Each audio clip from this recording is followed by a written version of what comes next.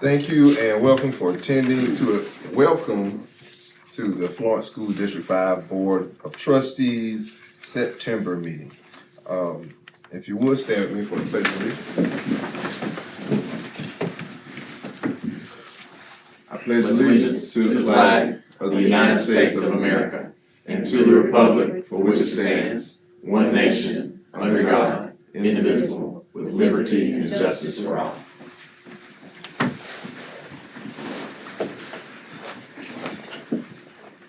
Mr. Goins, you have something for us? Absolutely. If you will, let us pray. Father God, we just thank you that we can come together tonight as a school board, as school administration, as the Johnsonville community, that we can work together to help rise Johnsonville schools. And God, we just pray tonight that you'll just be with us, that you'll give us wisdom and knowledge and understanding. God, we thank you for the anointing that you've placed on each one in this room to lead in Florence School District 5 as we help the schools and communities of Johnsonville. God, we just pray tonight that we would put you first in all things and that you would lead us in the way we need to go. And we give you all the glory and the honor in Jesus' name. Amen. In accordance with the South Carolina Code of Laws 1976, Section 30-40-80E as amended, the following were notified of this meeting: SC Now, WBTW, WMBF, WPDE, the Post and Carrier, and posted on the website at fsd5.org. We'll now go to approval of agendas. Everybody had a chance to look over the agenda. Have any concerns, changes? Okay. We'll move to public forum. Anybody listed for public forum? All right, we'll move to our consent agenda. Listed are the minutes and the financial statements for August.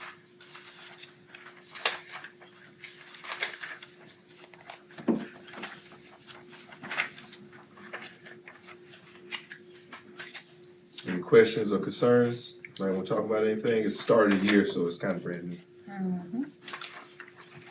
All right, hearing none, we'll consider that approved, and we'll go to our regular agenda, and we'll start with our superintendent report.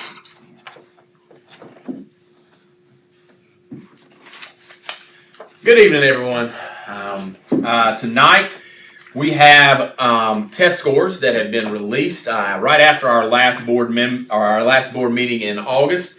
The State Department of Education did release our test scores, so they have been available via the State Department's website for a few weeks now. But I did want to kind of briefly tonight give you an overview of our year 25 test scores.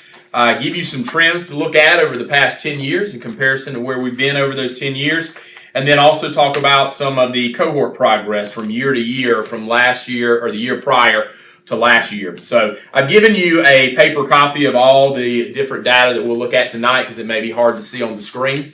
But I just kind of wanted to briefly go over a few of those things. If you're looking, this is a 10-year data trend that we've seen for Florence School District 5 in comparison to the state of South Carolina.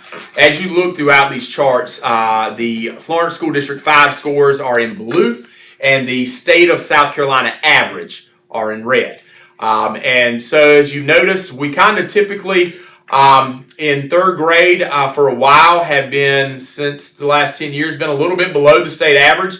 And kind of when you see the state dip a little bit, you saw us dip a little bit. When you saw the state grow, you usually saw us grow a little bit. We did have 1 year of tremendous growth in 2023 in third grade. And then for the last 2 years, we have seen a decline there, whereas the state average has continued to rise. So that's definitely an area that we're looking at to try to figure out kind of where that trend has gone in the wrong direction. But looking to where with a lot of, for your third grade, this is the first time they've tested. It's the first time they've taken a state test. It's the first time that we're really getting some good data points to kind of see where they're at. Third grade is also your first retention year where they have to, in reading, score a certain level to be promoted to the next grade level. So we have put some things in places over the last few years to try to work in that. I can tell you last year we only had 10% of our students to completely not hit the mark for the Read to Succeed, but then there were some good exemption causes, such as students that have IEPs, students that score a certain level on their formative assessment to where that number was only a handful of students that had to be retained for the year. But that is one area that we're watching closely to see what we can do, because a lot of times with third grade, that's not a testament of third grade teachers. Sometimes that's a testament of where do we need to be doing to prepare those kids way before they get to third grade.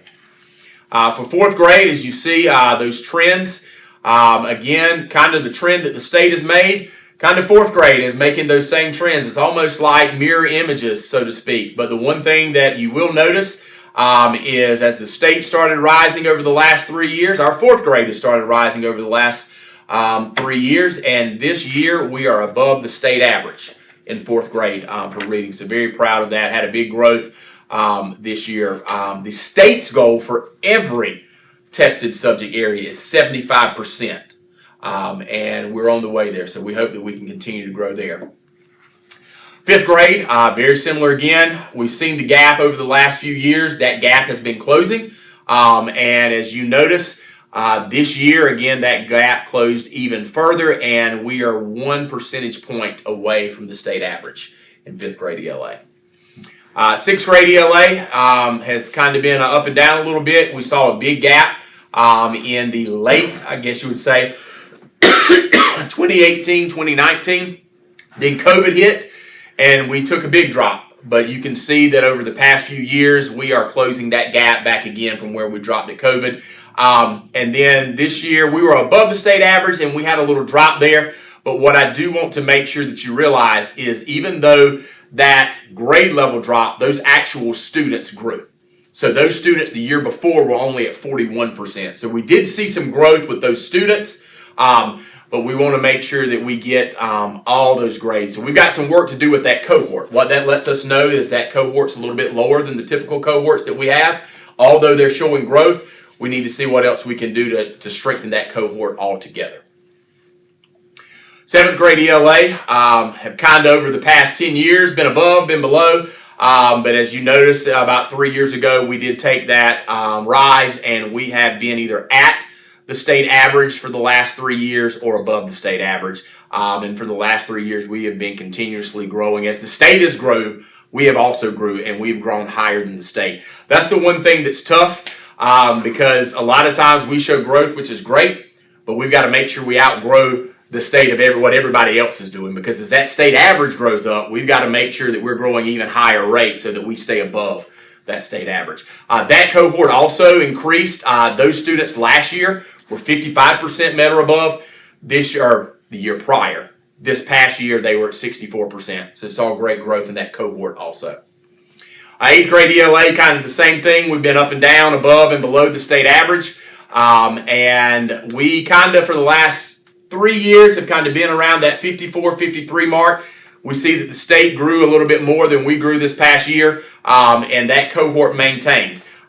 So we're looking at ways that we can look at that cohort of students and that grade level to find strategies to help them keep growing, because that is our goal. Our goal is to continue to grow. We can't stay where we're at. If we keep doing the same thing we're doing and don't make any efforts to grow, eventually with everything going on in the state and with the resources that the state's providing all districts, we don't want to be left behind. For math, kind of very similar. We've seen to where we had that gap. We went up in third grade, and then for the past 2 years, we've kind of seen that drop where the state continued to grow. One thing for math that we do know is that we have new high-quality instructional materials that have been implemented this year. So there has been the publisher, or I guess you would say, call them the publisher, yes, which is Curriculum Associates, which produces iReady. They've actually come to our school and visited and seen how our teachers are implementing those high-quality instructional materials to be able to give them feedback on what they're doing well and what they can grow in there so that we can close that gap with those high-quality instructional materials. They came and did some learning walks last week, and they're coming back next Monday to provide some tailored support to our teachers on intensive focus on what they can do to help them grow.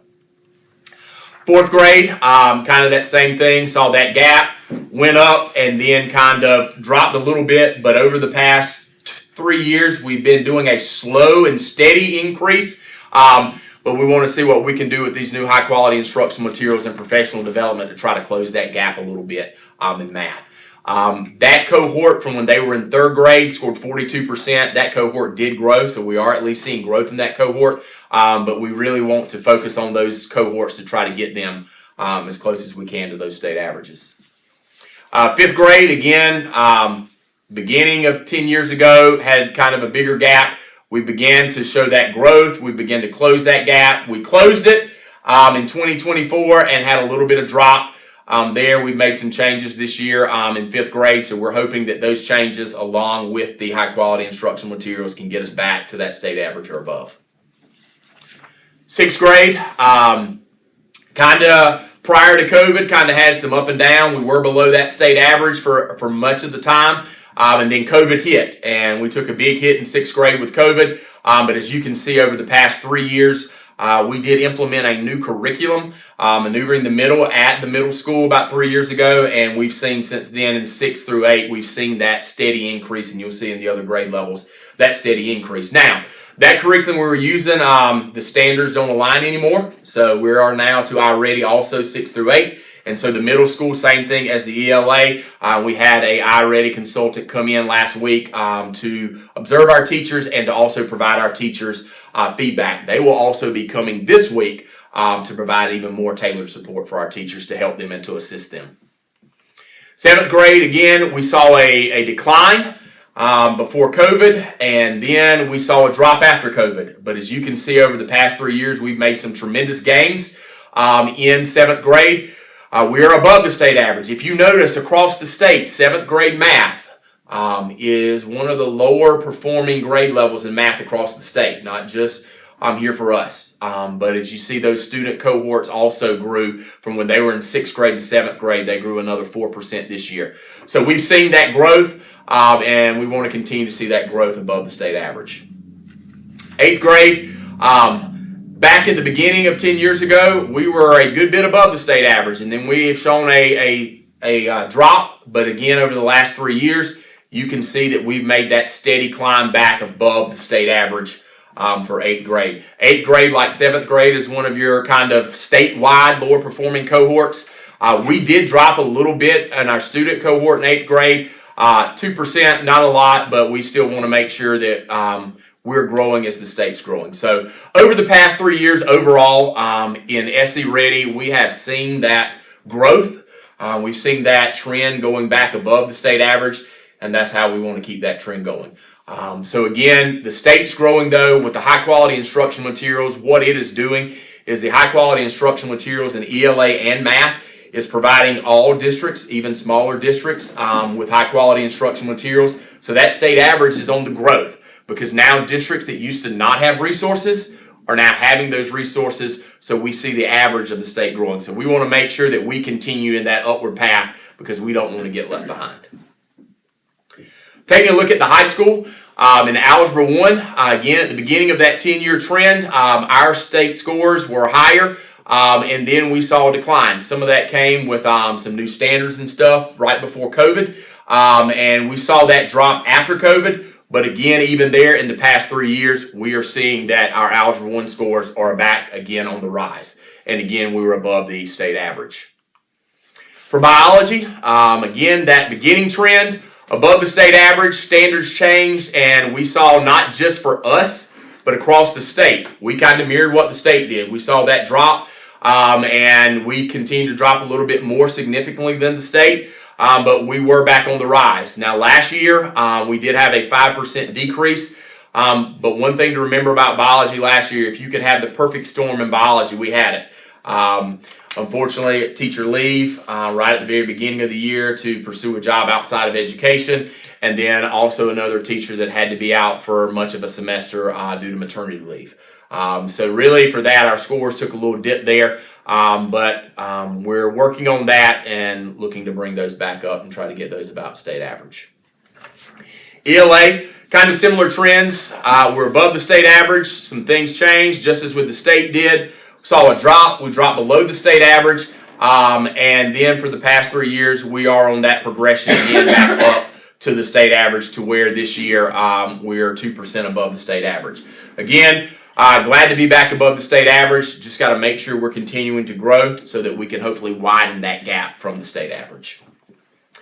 U.S. history, again, very similar, above, fell below, had a drastic change with those state standards. We didn't adapt to those state standards as well as the state did, but as you can see, we have started that progression back up. This year, or last year, we did see a tremendous growth. One thing that I'm someone that likes to be honest about the data. We did see a great increase, but also we tested less students last year than we've ever tested in that grade level. And the reason is because we have restructured how we're teaching U.S. history. We've added a civics class that students will take before U.S. history to be able to preload some of those standards, to be able to help our students before they even get into U.S. history to have some of that background knowledge that they need. So in the next year or two, we'll really be able to see the effectiveness of that. And hopefully that will help us stay above the state average and grow even farther. I just said a lot and gave you a lot very quickly. Questions, thoughts that you may have regarding our growth over the past few years? I noticed the state standards have dropped significantly in several of those subject areas over the last 10 years. Yes. You would think they would look at that and decide to leave the curriculum alone. Yeah. As they change the standards, we have seen those drops. And of course, if you notice, usually in a 10-year period, you potentially have at least two different administrations of presidents, of secretaries of education, and of course, we know in education laws and accountability changes with that. And a lot of times when you see those changes, unfortunately, you do see those. So hopefully we're in a period over the next, hopefully at least 4 or 5 years, that standards will kind of stay as they are. One thing I will give the state credit for, they are providing support like they never have before with high quality instructional materials. They've spent millions upon millions of dollars to making sure that the high quality instructional materials we have now are aligned to the state standards, because what a lot of times you used to have was you had a textbook company out of Oklahoma write the curriculum, and it really kind of aligned to our standards but didn't all the way align to our standards. We're now, I think every textbook to be approved has to be over 80% aligned to the standards. So I think in the next few years, the state has already began that push, and for us in districts that aren't growing as we should, some of those high quality instructional materials will no longer be options but requirements, and they'll be tracking that to make sure that we're utilizing. But the state doesn't pay for iReady, do they? They do for math, They do? K through 8, they do now, yes. Okay. Yep, they do. Other questions? We're on the right track. We're seeing the growth over the last 3 years. We want to continue to see that growth. You hear me say it and chuckle every time I say it. We can't take our foot off the gas. We got to keep our foot on the gas. We got to keep growing. We've got to keep that growth mindset of wanting to grow, because that's the only way we're going to stay above. And we want to see that gap. We want to continue to increase that gap between us and the state standard, because we truly do want to be not only the pride of the PD, but one of the best in the state. This time, we'll turn it over to Ms. Tanner for our accountability report. Good evening, everyone, and thank you for letting me speak tonight. I'm just going to share a couple of things with you in terms of accountability. We're going to start with federal programs. Our Title I Year 26 plan has been submitted and approved by the State Department, and we have already had our annual Title I parent meeting at Johnsonville Elementary last week, and it was very well attended. Our Title IV plan has been submitted and is waiting approval by the South Carolina Department of Education. The Perkins plan for CTE has been submitted and is also waiting approval. Some upcoming plans in which funds have not yet been released are our Title II, which is where we pay for some interventionists and some coaches. Title III that supports our multi-language learners, and then Title V also is where we support some interventionists for federal programs.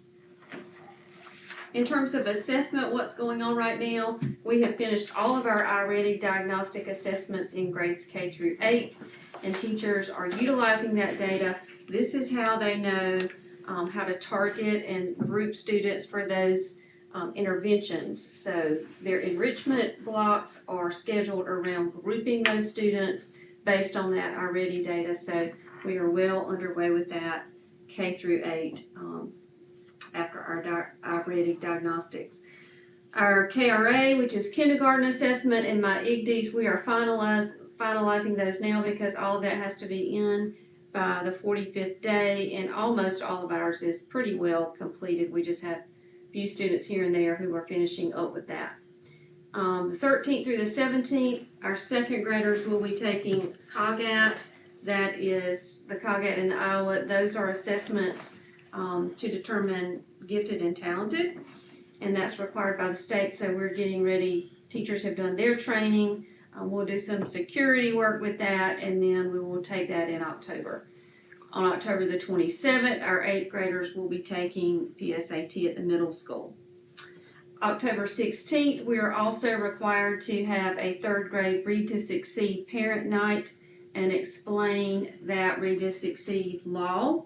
So we will hold that, or the elementary school will have that on the 16th, where they go over that information with Tier 2 and Tier 3 students, and those would be the students who are not yet performing on grade level in 3rd grade. These are just some professional development highlights, and you've already heard some of this information. We have already had 6 days of our Ready math professional development. Our teachers have gone through developing mathematical thinkers. Our Ready consultant, we had several of them here last week. We had a day at the elementary school and the middle school where those consultants came in. I was able to go with them for observations, and they were so complimentary. Our teachers are doing a phenomenal job of implementing a very new and very different curriculum, and they were just so complimentary.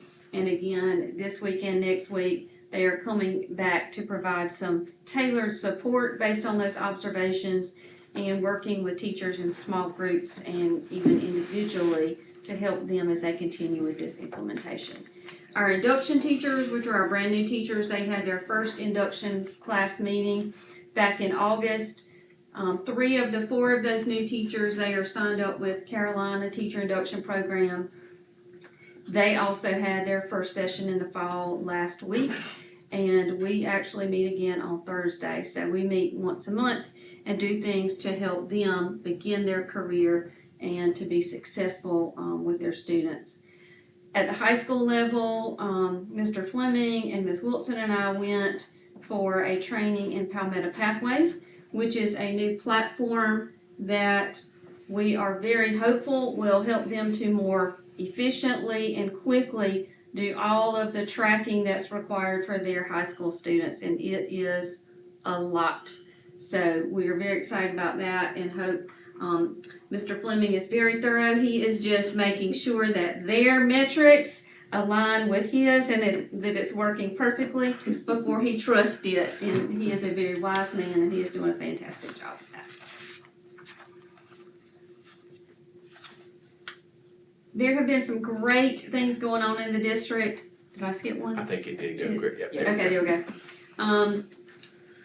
JES had their Title I Family Literacy Night, Camp Read a Lot, just last week, and they had s'mores making, they had grade level activities, they had some Scrabble, some story making activities. The book fair was going on. They had, you could hear camp stories. So Mr. Johnson read, Mr. Goins read a camp story, I read one, so it was just a great night. They had like over 275 attendees for their literacy night. So that was a huge success for them. Then the first graders had their book release event. I think that was on Friday morning. And the first graders, they wrote a book about themselves, and then their parents were invited to come in and they read and shared their stories. Mr. Goins and I were invited, so we got to go and participate. For some students, sometimes they don't have family members that can make it for that, so we got to read with them, and it was just so precious and so sweet, and they were so proud to share their books with us. The STEM classes at Johnsonville Elementary, they have been, they've had the ag in the classroom from Farm Bureau.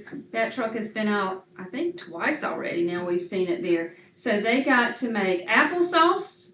The K through 2 kids, they got to make applesauce, and then I think 3rd through 5th they made butter. So they had a great time with their ag in the classroom visit for STEM. And those are all the great things that have been happening in Florence 5 over the past month. Thank you so much.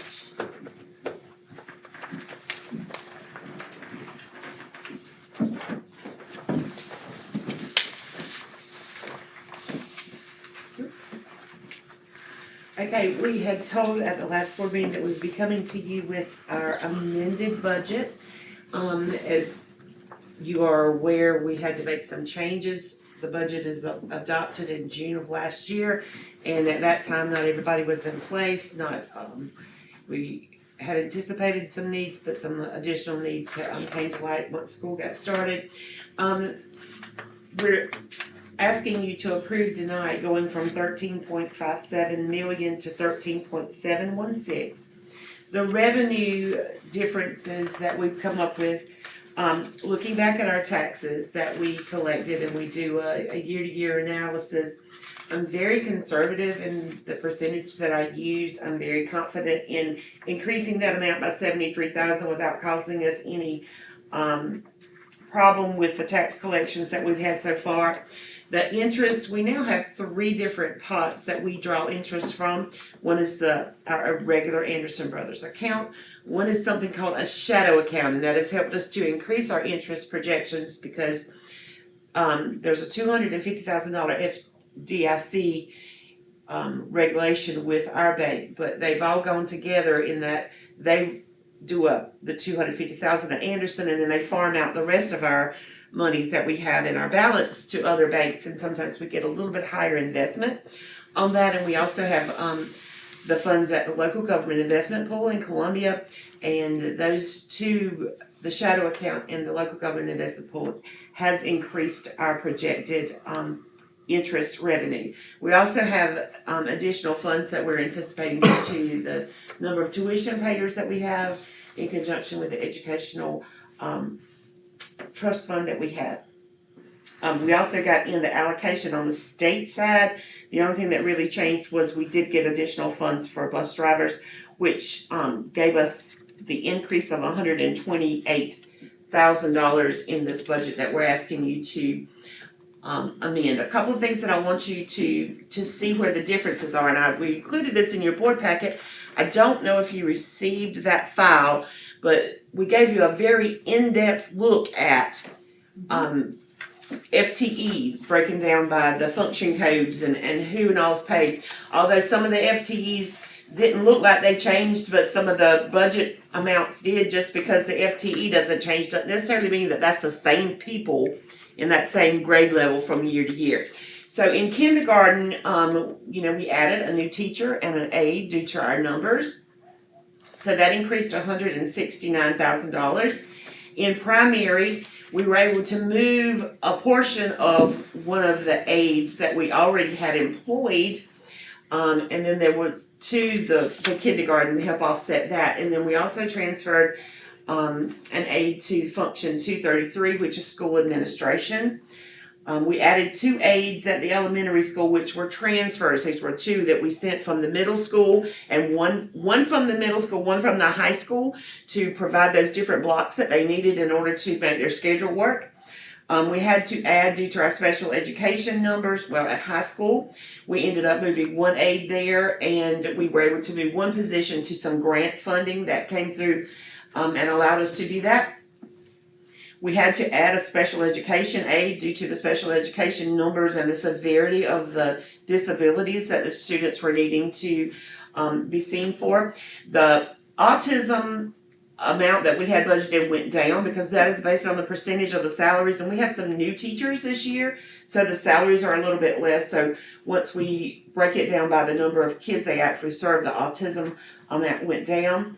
Guidance, we had one of our guidance counselors got an advanced degree, and so when you figure in the advanced degree and the additional days, that went up based on that in the fringe, into 12 by a little over 10,000. In media, this came to a difference between that when we did the budget at the end of the year last year, we had a teacher who was part-time at the high school. And we also had an aide in there, but moving another teacher from the middle school to the high school gave us a little bit of savings there. And we didn't have the need for that aide any longer since the media specialist was there all year. School administration, we ended up moving an aide from 112 into school administration. This was at the elementary school. This was due to help with the traffic flow in the office area, and that person would also serve as a long-term sub when needed to assist the increased number of teachers there. And then also we were able to save some money in operations and maintenance because we were able to assign one custodian based on a percentage to child nutrition. So that we are presenting to you tonight to approve the amended budget. This has to be in form of a motion, and it has to be in our minutes, because this is something our auditor checks very closely. Now, we're gonna kind of tag team this. Are there any questions about the budget and the increases or decreases to the budget and the line items? Okay, if you have any questions, just let me know. We're gonna kind of tag team this. You have asked to give you an overview of the bond issue and the capital fund projects. Okay, when we did the bond referendum, we did it for 7.5 million, okay? One thing that came along with that when they sold that bond referendum to the banks is that we received some points on that. So we were able to get an additional $496,000 worth of funding through the points that we received from selling those bonds. Florence County gave us $250,000 to be used toward the track. And we also received a state infrastructure grant of $1 million. They gave us $250,000 right off the bat. And then as these things have progressed, we're drawing down the remainder of that funds. So that gave us $9.246 million at our disposal to do these capital fund projects, okay? All right, so the first project was $129,000. This was just simply the issuance. This was for everything that we had to do with the lawyers and the investment companies and the banks to make everything happen. So that is complete. That is a final number for that. That was considered project 1. Now project 2, this was the JHS HVAC project. For the most part, this is completed. We do not anticipate that there will be any additional funds going out, but there is some additional work that they're having to complete at the high school with this, with regard to the thermostats and a few of the buildings, classrooms. The RC Jacobs is working with the company that they subbed out the test and balancing of the units and the controls, so that being the thermostats. They're having some issues on about 6 classrooms right now. So that's why that project is kind of not complete. All the units are installed, all the units are working. They are having some really strange issues with a few of them. But trust that Mel and I are being very pushy with them every day. I'm ready for that project to be over. It needs to be over. We've got to keep moving. It's going to eventually hold up our automation project if they don't get it fixed soon. So that's why that project is not quite 100% complete. I would say it's 99%. But we do anticipate though, they have some things to do, that most of the funding for Yeah, that has the funding already is- been, yeah. As far as I can tell, we're not spending any more money on that. So Okay. I see here that we had a budget for 1.7 and we spent 1.8 for like 74 grand over. Is there any In the original bid that went out, the control system and the thermostats were not included. So that was something that we had to have an addition, it had to be added on. And so the original budget was the 1.7, but when section, the option, well, we didn't have an option, we had to have the control. system for it. Yeah. At that time, we had not proposed, phase two with Snyder, which included a district-wide control system. So we had to have a way to run those units for the interim, so that's where that additional cost came in. We did not know at the time that we would even be able to fund a phase two, so we had to kind of have, we had all those 49 new units, we had to have a way to control them, so that's what that is. Do not think of that as wasted money. That control system is being used in conjunction with phase two with Snyder, so that was not wasted money at all. We just had to find a way to run them in the interim until it's connected to the new system. I hope that made sense. Okay, any other questions on that? Okay, then project 3 was phase 1 with Snyder. This was the, I'll let you speak to that, This was is all the athletic lighting. The building envelope work, the windows at the high school. And that is complete, so that project came to 2.2. Snyder Phase 2, we're currently in that is an ongoing project. Right now, we're at 1.5 million, anticipated at this point. Do you wanna speak on how far along they are with that? So as of right now, and you'll see in my slides later, the elementary school is most of the way complete with the automation for the controls on the HVAC system. The way they're doing that now is they started there. That school needed the most work. I had to have new control wires ran for the units and whatnot. They're getting that done now. They're also working on the middle school at the same time. There's not a lot of work for them to do there other than install a few controllers and tie that into the Samsung control system that we have there. And then they're I told them to wait to do the high school until last so that RC Jacobs could hopefully remedy some of these issues before they get in there. But they are tracking, they're on schedule. That should be complete in the next, hopefully 60 days. That entire system will be done. I will say, it's a lifesaver. When the elementary school had the event after school the other day, they needed all the air adjusted, and it was 3 clicks of a mouse, and it was done. So, in my world, that was worth the investment right there. Okay, and this is ongoing. How much more money do we have to pay out on? That Phase total is, that is the total. That there. is the that we're not, those things that we've paid thus far, coming to that amount, we do think that that's, and what's pending is going to be it's not gonna be much more than that unless a change order or something comes up, something we're not, familiar with, And but. a reminder about the Snyder project, the only change order that we would actually pay for is something that we actually requested to change to. With them, there is no change orders. Example, the damage that they found in the gym. They missed that, they're covering that at no cost to us. So have we seen a big savings to have Snyder do these projects for us? We are going to see the savings, once the automation system is complete. That's guaranteed savings. So let's say by some crazy occurrence, we don't save any money with that system. Well, the contract says if we don't, they cut us a check for what they guaranteed that we save. So to answer your question, I can't say that we have yet, they're not done, but we will, we're guaranteed to. And how much do they guarantee us to save?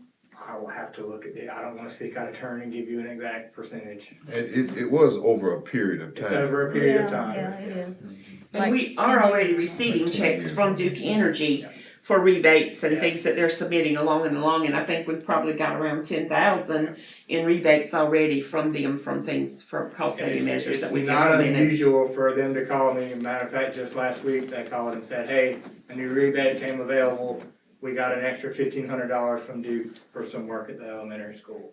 So each one of those thermostats actually that they're installing there are considered smart thermostats, and we get so much money per thermostat. So, and that's money that they did not include in the percentage, the guaranteed money.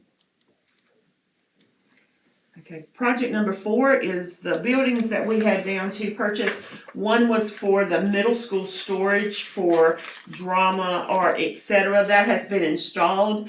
We still have pending the building for the track. We're waiting on the track surfaces to get finished, and then we will begin with the building.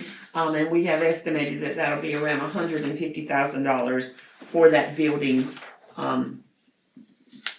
to be completed at the track. All right, so, safety and security, this is an ongoing thing as items come up and we see that we need to, tighten up a little bit in some of our safety and security. We've done some different things with some doors recently that have come up. I think there was one that's not even included on here that just happened. There's a $9,000 purchase order that went out today, so we can add 9,000 to that total. That was for an exterior door repair in the gym at the high school. All right, the district renovations, this encompassed a lot. This encompassed all of the painting and the renovations of small things, the fencing that we had to do. We had some concrete work done, the athletic sound, and some stuff that we had done at the JES cafeteria.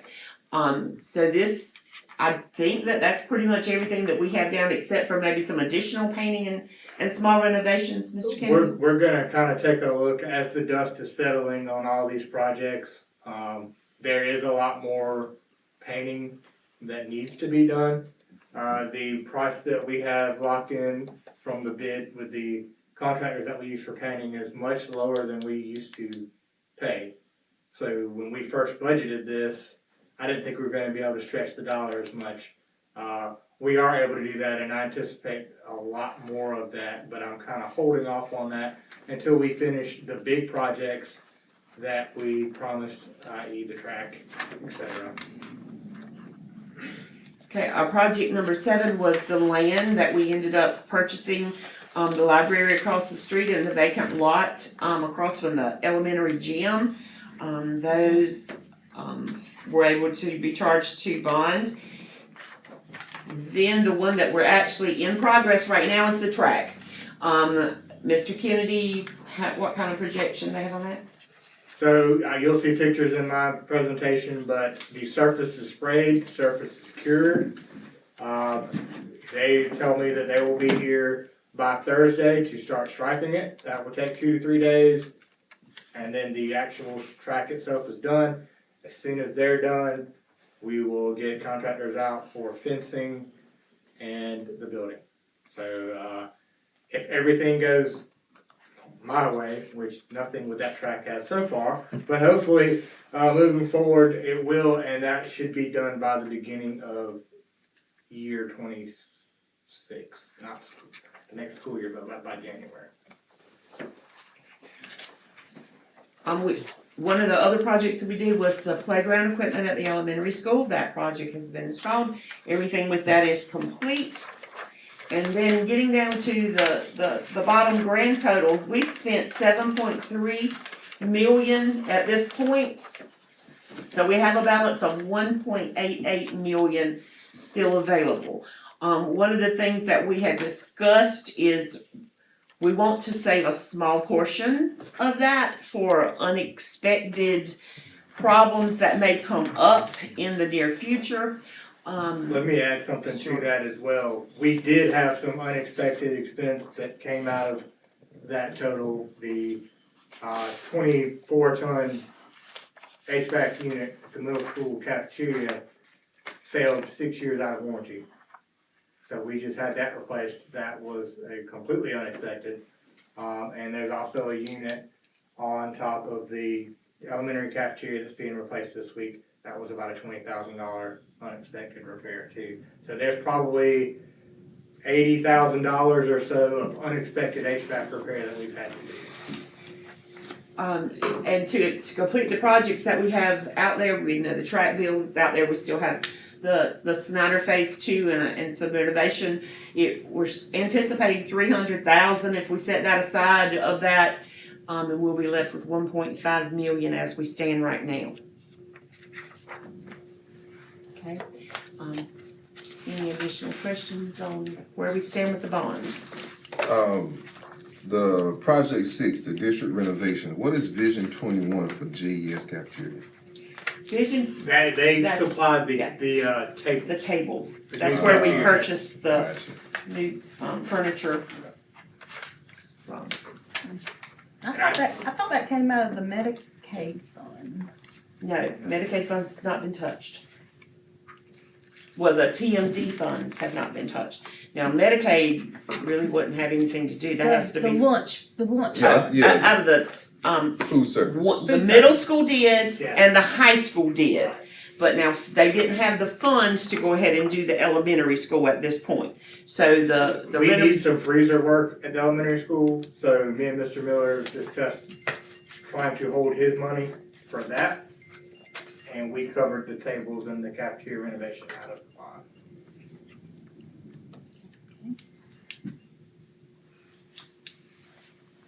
Okay, Mr. Kennedy, I'll turn it over to you.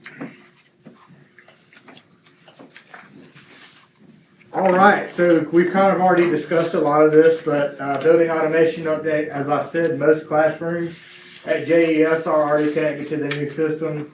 JMS is in the process of being converted over, and again, JHS will be last. You'll see here, these are snips that I took out of the system this morning, the graphics. Very easy to use. It gives all the information that we need right there, the temperature in the classroom, the humidity in the classroom. And I think Mr. Johnson can probably agree that his teachers are very happy they now have a swing on adjustments, where before we had it locked down, 73 degrees was their temperature, that's all they got.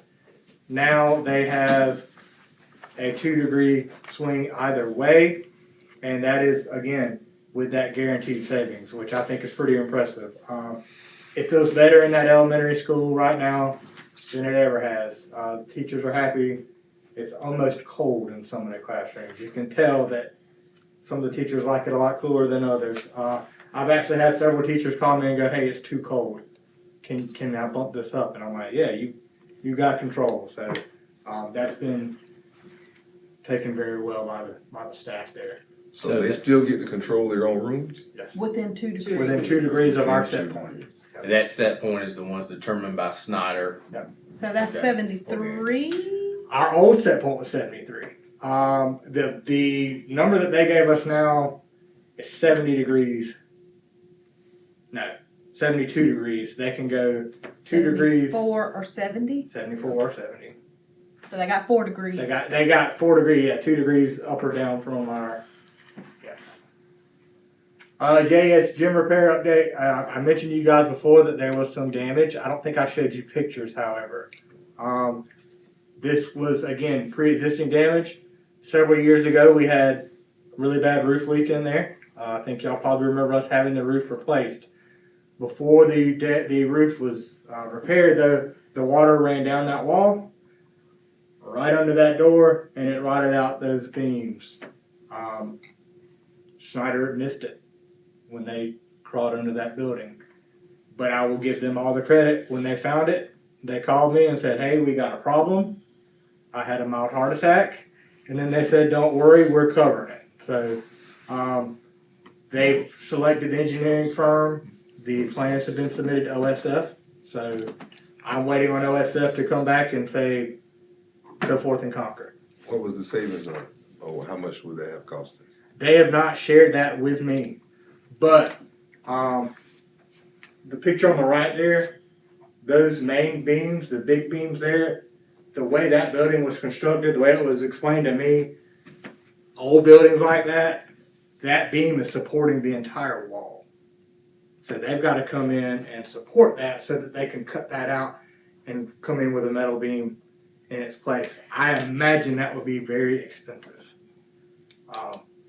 The interesting thing is, though, they have assured me that it can be completed in 3 to 4 days. So what I've asked them to do, try to do it on start on a Friday, so they can hopefully be done. Kids are back in there Monday. They do have it temporarily supported right now, so it's not unsafe for students to be in the gym. But that is pictures that they took when they had it open so that I could actually see how bad it is. The track, as I said, it is resurfaced. It looks really good. I know y'all are glad that it's done. I'm glad that it's done. The public's gonna be glad that it's done. Like I said, crews should be here later this week to do the striping, 2 to 3 days, that'll be complete. Next steps for that, RFP for fencing repair, RFP for the building, some signage, and additional cameras. The only thing that I'm worried about now is we have that really nice surface. I don't want it to get damaged. So, we will be doing some additional signage. We have to keep the track open to the public, but it's not gonna be a 24-hour free-for-all. So we'll have to purchase signage for that. Well, obviously, we're not gonna just do that overnight. There'll be social media campaigns and whatnot to get that information out. Safety and security update. As I mentioned to you guys before, we did submit our yearly grant to the State Department of Education. Our MVRs for our camera system are currently about 7 years old, so they are getting a little long in the tooth. So I've asked for new MVRs and new cameras. I should hear back from that hopefully by December. Our COPS grant, the roughly $360,000 that we got 2 years ago, we have finally closed that out. We are done with that completely. We are waiting on the official word from the Justice Department saying that it's closed, but we have done the request that they close that project out. Some pending projects, some of that safety and security money that Wanda mentioned earlier. The JES gym needs access control on it. So we're having purchase orders been cut. The side door that the students enter for class, the side door on the front that people come in a lot for pageants and whatnot, those 2 doors are getting access control just so that it's easier. I know one thing right now with the after school program, those employees don't have keys. It'll be really easy once we get that access control. They have a badge. They'll have access to the building when they need it. I mentioned to you guys before, the district website was updated. The schools have followed suit. Miss Brittany McDaniel with the elementary school does their website, and that is the homepage there. I highly suggest that you guys go take a look. They've put a lot of hard work into that. It looks really good. They decided to kind of mock the district page a little bit. We gave them the autonomy to do what they wanted, but everybody kind of liked it. So kudos to JES for that. Middle school, here again, same concept. And the high school. And Paul's not here, but I'll give him a little shout out. He did the drone pictures that they used on there. Any questions, comments, concerns?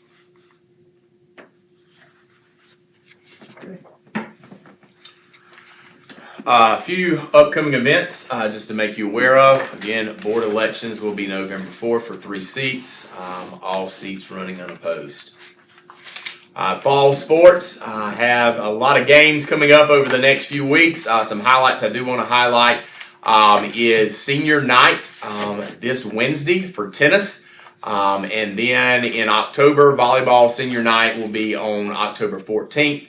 And high school varsity football senior night will be on October 31st. So homecoming this week here at Johnsonville High School. They've got a lot of activities going on this week for Spirit Week, and a lot of fun things going on for the students and the staff.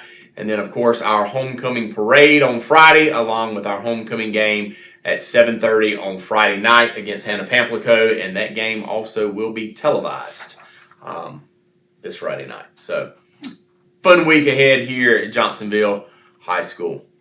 Just some things to remember in upcoming events.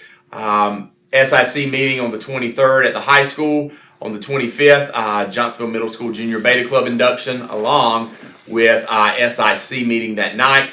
Again, homecoming parade and homecoming game this Friday.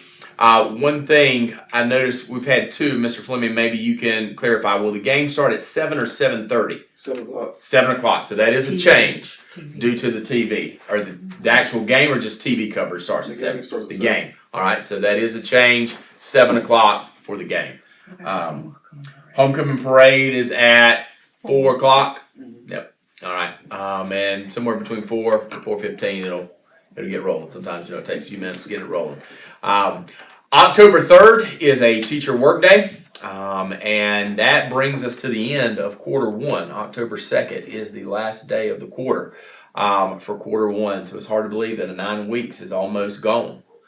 Just a few days left in the 9 weeks. And then, of course, we have the week of fall break, October 6th through the 10th. When we return from fall break on the 14th, report cards will be issued.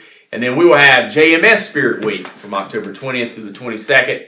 And then on the 27th of October, we'll be back here again for our next board meeting and work session. So a lot of great things going on here in Florence 5. And as always, we appreciate your support. Okay, so we'll move right into our for action agenda.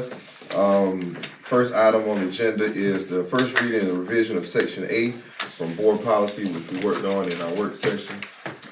We can approve the whole section at once, so if we have any more questions. If we don't have any more questions, I'll entertain a motion to approve the first reading of the revision of section A. I make a motion that we approve the first reading for the revision of section A of the board policy. Second. We have a motion that's properly second. Any other questions? All in favor? Opposers have the same right. Hearing none. First reading of policy BEA, live streaming of board meetings. Of course, we already live stream our board meetings, but by requirements, we do have to have a policy regarding our live stream. And so the School Board Association has provided a model policy for districts, and that policy just basically kind of states what we're already doing and just puts in writing the requirements for that. All right. Will entertain a motion? I make a motion, we accept the first reading of policy BEA, live streaming of board meetings. A second. We have a motion that's properly second. Any questions? I was just wondering, do we have to put it on YouTube? It has to be posted somewhere. It says on the website and YouTube. Yeah, so The link.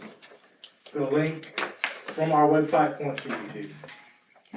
Because if we put it on YouTube, YouTube helps meet some of those ADA special accommodations. Yeah, it automatically does. Automatically does closed caption and stuff. Good? Yeah. Okay. We have a motion that's properly second. All in favor? Aye. Opposers have the same right. Hearing none. Second reading of the revision of policies GCLE and GCLE-R for unencumbered time. Again, this was the policy we brought last board meeting. It added full-time nurses to the unencumbered time.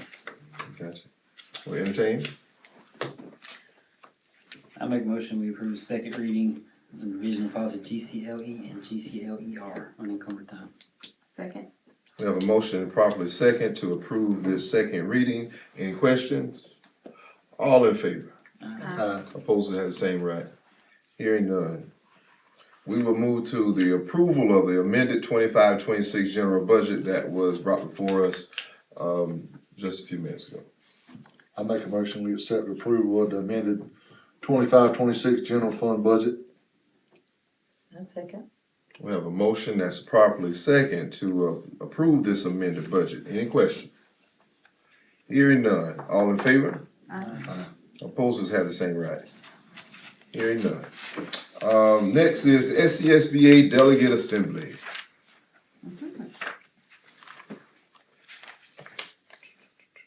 We need a delegate. We need a delegate for the December 6th annual business meeting. And you are already ready. Any volunteers? You already registered. I'll volunteer. Yes. Make a motion. Who's gonna be the alternate? Yeah. I'll be in New York. I'll be in Columbia earlier that week. Y'all wanna be the alternate? That's fine. If he can attend. If he attends, you don't. Can you lead the vote? Mm-hmm, I can. So,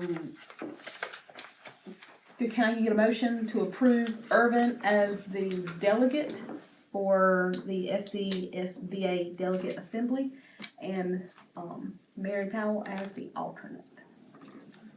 I make a motion we approve Mr. Irvin Richardson as the delegate and Ms. Sissy Powell as the alternate. A second. Okay, everyone in favor? Aye. Aye.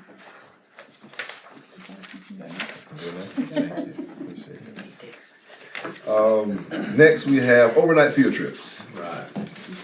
Looking at our overnight field trips, the first field trip is on November 14th through the 16th. The FCA retreat at Garden City Chapel.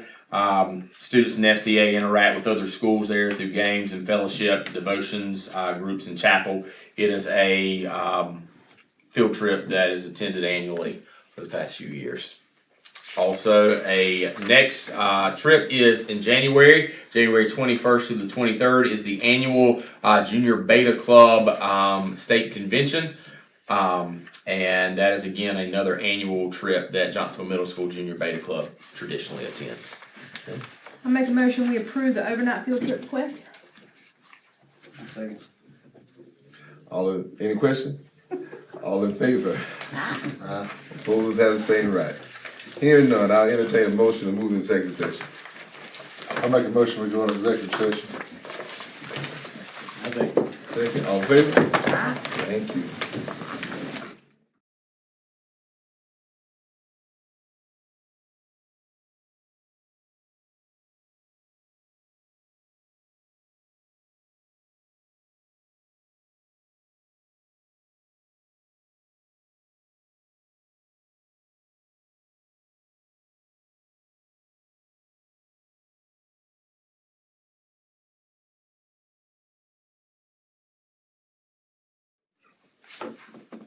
All right, I'll entertain a motion to come out of executive session.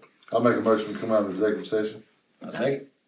All right, all in favor? Aye. Thank you. Coming out of executive session, we have one action, and that is student releases. I'll entertain a motion for that. I make a motion that we approve the student release request. A second. I have a motion that's properly second. Any questions? All in favor?